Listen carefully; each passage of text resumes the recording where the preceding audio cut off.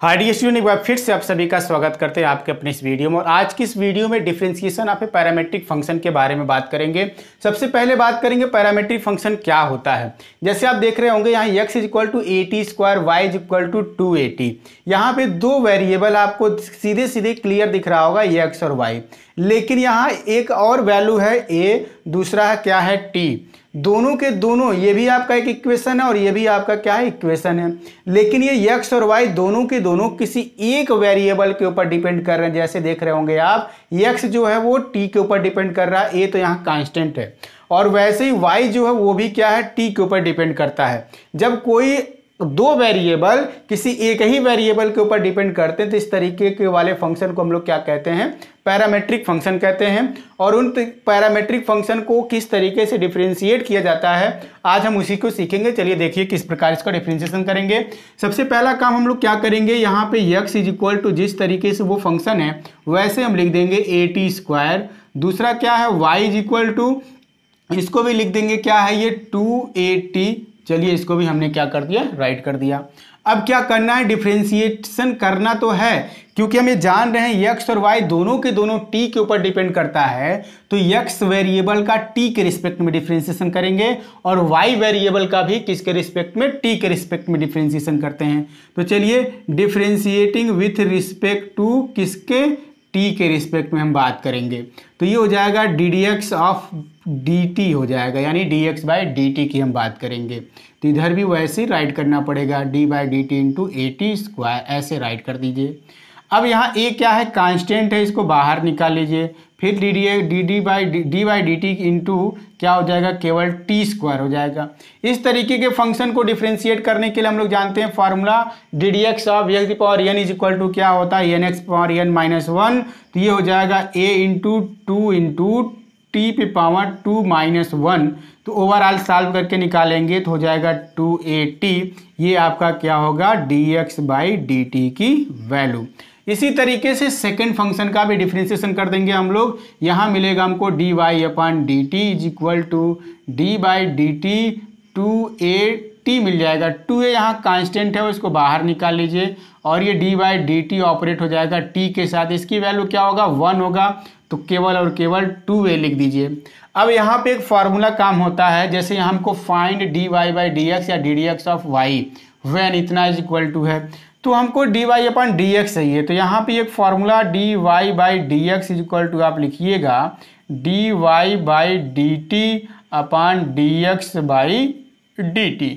ये देखिए dt से dt अगर कैंसिल हो जाए तो dy अपॉन dx अभी भी है, ठीक है, तो उसी को हमको लिखना है। यहाँ देखे होंगे dx बाई dt की वैल्यू इसको अपान में लिखेंगे, लेकिन dy अपॉन dt की वैल्यू क्या है, 2a है, इसको लिख दीजिए सबसे पहले। और ये क्या हो जाएगा, 2AT, 2a से 2a कैंसिल हो जाएगा तो 1 अपॉन t यहाँ क्या होगा, आपका आंसर हो जाएगा पहले क्वेश्चन का। इस तरीके से हम क्या करते हैं, सारे क्वेश्चन को सॉल्व करेंगे। आपका सेकंड पोर्शन जो है, देखें अगर सेकंड क्वेश्चन क्या है, यहाँ पर x is equal to a cos theta करके वैल्यू दिया हुआ है और y इज इक्वल टू क्या है, a साइन थीटा, उसको लिख लेते हैं और फिर से इनको क्या करेंगे, बिल्कुल सेम इसी प्रोसेस से डिफरेंशिएशन करते हुए चले जाएंगे। बट यहाँ पर वो जो कॉमन वेरिएबल है वो क्या है, थीटा है। तो x is equal to a क्या हो जाएगा, कास थीटा, और y इज इक्वल टू आपको दिया गया है क्या चीज, a साइन थीटा।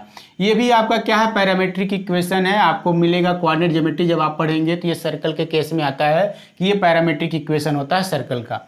तो यहाँ से इसको ले लिया गया है, इसको थीटा के रिस्पेक्ट में डिफरेंशिएट करेंगे, क्योंकि वहाँ इससे पहले वाले में क्या था, t था, तो t के रिस्पेक्ट में किए, ये थीटा में है तो थीटा के रिस्पेक्ट में डिफरेंशिएशन करेंगे। तो डिफरेंशिएटिंग विथ रिस्पेक्ट टू क्या चीज़, थीटा, तो ये लिखेंगे dx by d theta is equal to d by d theta into क्या हो जाएगा, a कास थीटा।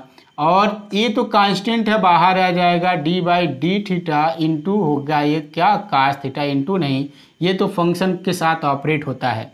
एक कास थीटा का जो डिफरेंशिएशन होगा यहाँ थीटा के रिस्पेक्ट में क्या हो जाएगा, -a साइन थीटा हो जाएगा, ठीक है। बिल्कुल ऐसे ही यहाँ पे भी मिलेगा d y by d theta is equal to d by d theta into या सॉरी ए का साइन थीटा हो जाएगा। ये बाहर आ जाता है और ये D by d theta into क्या साइन थीटा। साइन थीटा का डिफ्रेंशिएशन कर देंगे तो क्या हो जाएगा कास थीटा हो जाएगा। तो इसको हम लिखेंगे ए कास थीटा। अब फिर से हमारे पास वही पुराना वाला formula d y upon d x is equal to d y by क्या चीज d theta upon d x by d theta. ये दोनों वैल्यू हम निकाल चुके हैं। यहाँ पे क्या हमको मिला है ए कास थीटा मिला है और अपान में D x by d theta की वैल्यू क्या है ये माइनस ए साइन थीटा। इसको भी राइट कर देंगे, ए से कैंसिल हो जाएगा। साइन अपान कास क्या होता है काट होता है तो माइनस काट थीटा आपका क्या होगा यहाँ पर आंसर हो जाएगा। इस तरीके से थर्ड क्वेश्चन की तरफ अगर आगे बढ़ा जाए तो थर्ड क्वेश्चन में भी ये फंक्शन किसके रिस्पेक्ट है किसमें थीटा के फॉर्म में है तो उसको भी डिफरेंशिएशन करने के लिए बिल्कुल सेम प्रोसेस को इस्तेमाल करेंगे। तो चलिए हमने क्या कर दिया दोनों क्वेश्चन को राइट कर दिया। एक्स इज इक्वल टू यहाँ क्या है ए फिर ब्रैकेट में है थीटा माइनस साइन थीटा। चलिए लिख दिया हमने साइन थीटा। दूसरा वाई इज इक्वल टू क्या हो जाएगा a one minus cos theta हो जाएगा। इसको राइट कर दिया।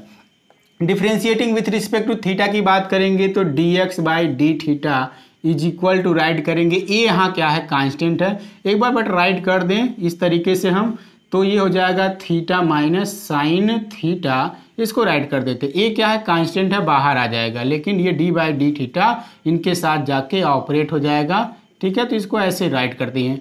थीटा जाएगा इसका थीटा के रिस्पेक्ट में थीटा का डिफ्रेंशिएशन करने से पहले हम इस तरीके से इसको लिख दें ताकि हर एक चीज़ क्या हो जाए यहाँ पर क्लियर हो जाए तब जा कर के हम डिफ्रेंशिएशन करेंगे। ठीक है तो देखिए हमने क्या कर दिया समझ लीजिए जैसे मल्टीप्लाई करना होता है ये थीटा के साथ फिर साइन के साथ राइट कर दिया।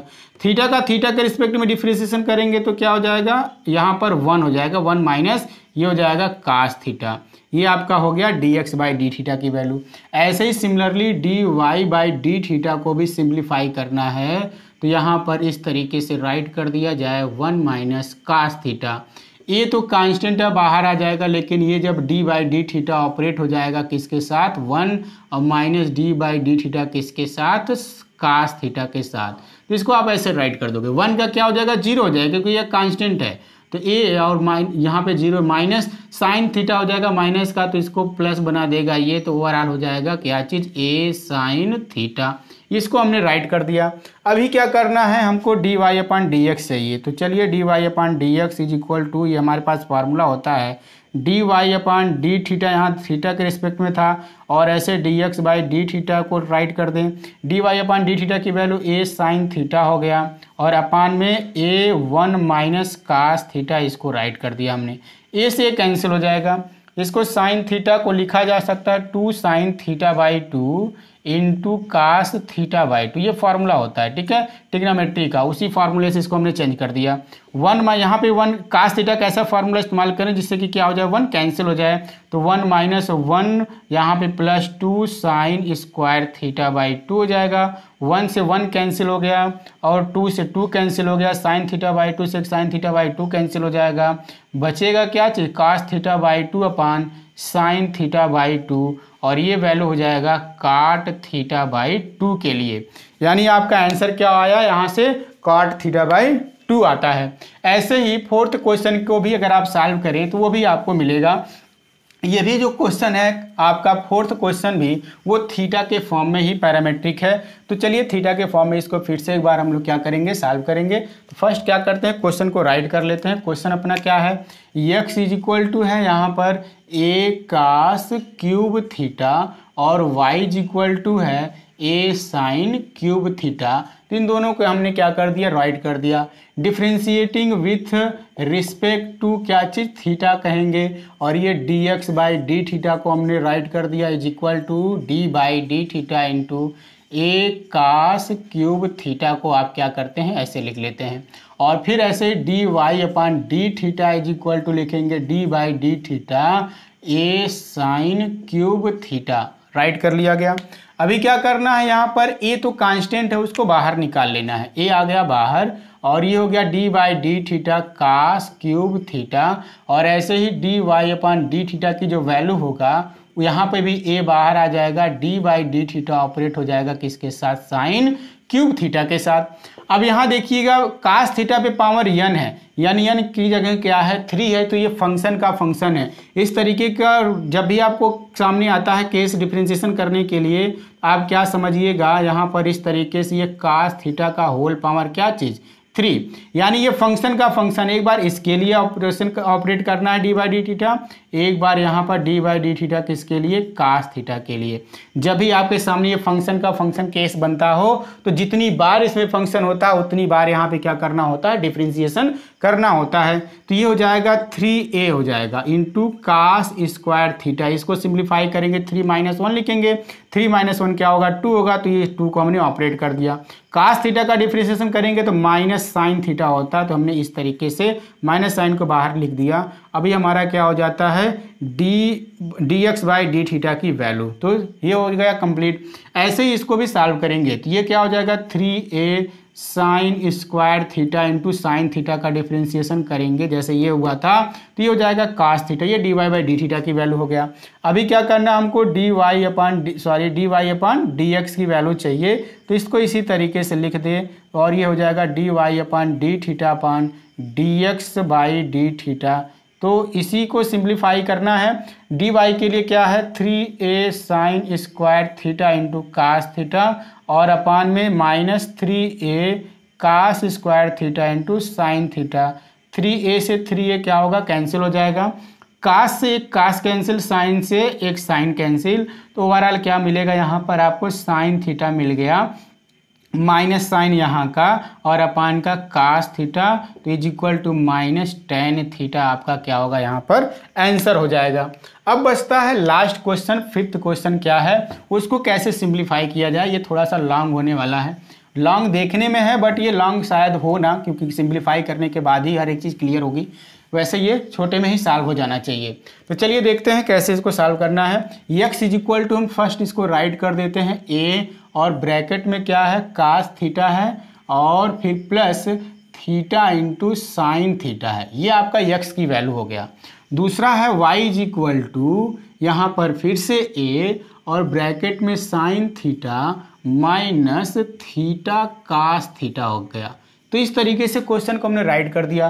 फिर से ये थीटा के रिस्पेक्ट में डिफरेंशिएशन कर दिया जाए, डिफरेंशिएटिंग विथ रिस्पेक्ट टू क्या चीज़ थीटा, तो ये लिखेंगे d x by d theta is equal to a, तो यहाँ कांस्टेंट हो गया, डायरेक्ट इस बार हमने कर दिया cos theta plus theta sine theta, और ऐसे ही यहाँ पे भी करना है d y by d theta is equal to a constant है बाहर आ जाएगा और यहाँ पर लिख दिया जाए sine theta minus theta into cos theta.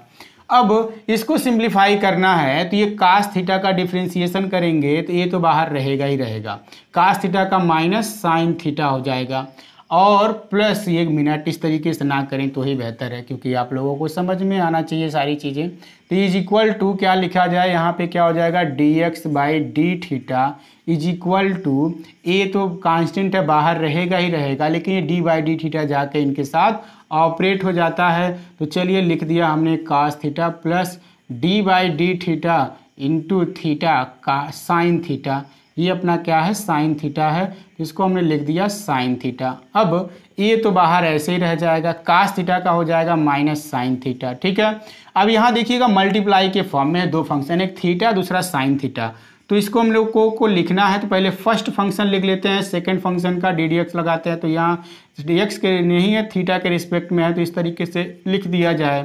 दूसरा फंक्शन लिख दिया गया डी बाई डी थीटा किसके लिए, फिर थीटा के लिए, ये भी लिख दिया गया।